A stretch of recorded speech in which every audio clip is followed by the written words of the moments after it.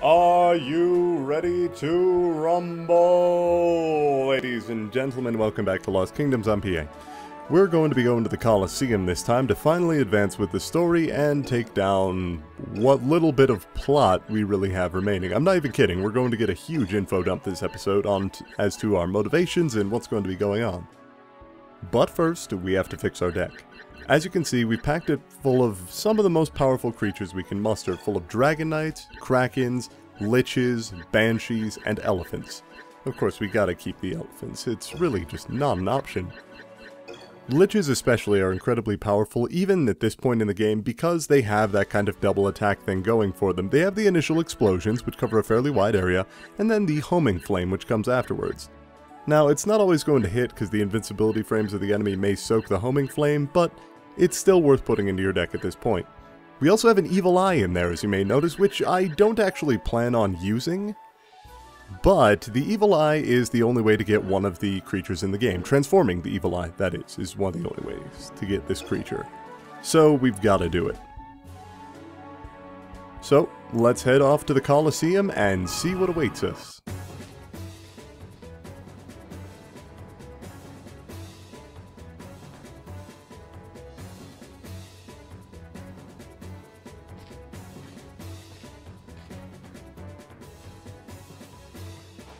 Hey, what are you doing way over there? Hey, I thought we were supposed to fight. Oh god, what are you doing here? So, welcome to the fight versus Helena. Helena has most of the same tricks that she uses from last time, except she's way better at them. She's going to be summoning Demon Hounds quite a bit, up to 1 or 2. You can also see she summons Stoneheads and Gargoyles.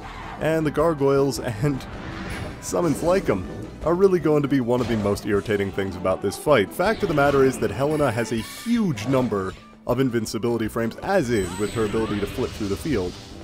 And I do assure you, the entirety of that flip is invincibility frames. If she's flipping, you can't hit her, and she has a tendency to just kind of backflip everywhere, so you're not going to be landing a lot of your shots. With that said, one of the most irritating things about this fight are the Gargoyles and the other summons like them. As you may note, whenever we use a summon, we're invincible. Whenever Helena uses a summon, same story. It's kind of garbage. But I honestly think that the multiplayer aspect, kind of the 1v1, the equal fights, are one of my favorite types of battles in-game, so I was really hyped for this, and indeed I still am. Unfortunately, this fight has to end quickly once she gets about this level of health, because she will start summoning Yetis non-stop. I'm not even kidding. If you let her, just about any time she stops moving and gets in range for an attack, she'll summon another Yeti. The fact that I managed to take out more than a quarter of her remaining health with the Mega Mandragora is the only reason you saw it once. Anytime I've let the fight drag on past that, I've been at an incredible disadvantage, and it's actually stunning. But now we have a bit of a plot dump here.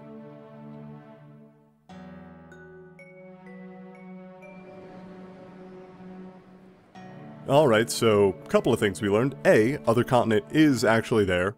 B, they had runestones. C, she was basically the dark equivalent of us, and I can see what they were trying to do here. They were trying to pull like a, you are the same as me, only under different circumstances bit, and it sort of works, or it would have if we'd gotten to know Helena any more than the 4 times she appeared in the game. Anyway, the Enchanter is also real, and he is going to be taking over both worlds unless we, the protagonists, can stop him.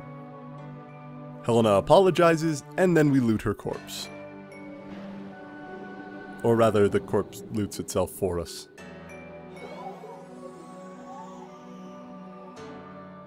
So, just like that, one of our primary antagonists has gone to a tragic antagonist, who admittedly still tried to murder us multiple times and had just kind of a single sentence of justification. But now we get to meet the prince, who gives us just a little bit more like, you know what, you should feel sorry for this person who just, you know, died at your hand.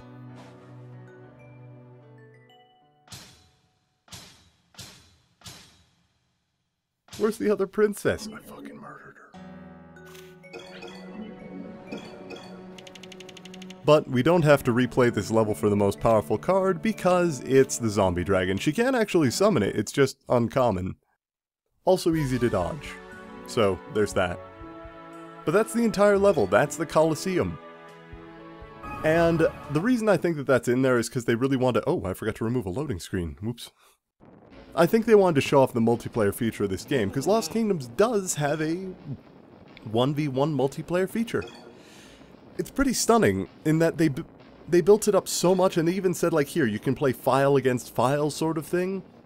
But the fact of the matter is that Lost Kingdoms was not nearly popular enough to warrant a multiplayer system. So Gerd gives us the "with great power comes great responsibility" speech and tells us to head to the temple that our father mentioned with his dying breath, which we apparently haven't tried to investigate to this point. But more importantly, Gerd has also gotten a couple of extra cards. I have heard other people express the sentiment, and I agree with this fact, that bosses where the opponent has the same capabilities or very similar capabilities to you are the best kinds of bosses. I think that they're a lot of fun. I think that they give a lot of depth to gameplay, in that you have to kind of figure out how to play around yourself to be able to finish it off. But at the same time, I don't feel like this was a very fulfilling example of that, because if she was as vulnerable as we are at pretty much all points, we would just tear through her like it's nobody's business. Like, if she moved as slowly as we did and didn't have her dodge move, this fight would be over. And I think that the core to PvP is the ability to kind of outplay your opponent, whereas in Lost Kingdoms, it's almost entirely card choice. If you can find the combination to lock your opponent down, you're going to be winning the fight, and it's about as simple as that. Which is another reason that the PvP doesn't really work.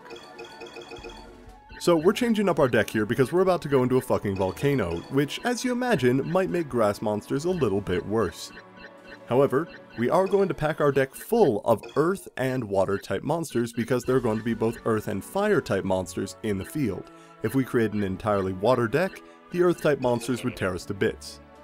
But the Dragon Knight is going to be one of the most powerful, if not the most powerful, for this level, and actually, playing through the game quickly, trying to run through the game as quickly as possible, the best deck for this level is actually all Dragon Knights, but we're not going to be doing that, and we're also going to be exploring it fully. So join me next time as we explore Mount Jarndun. I'll see you all then.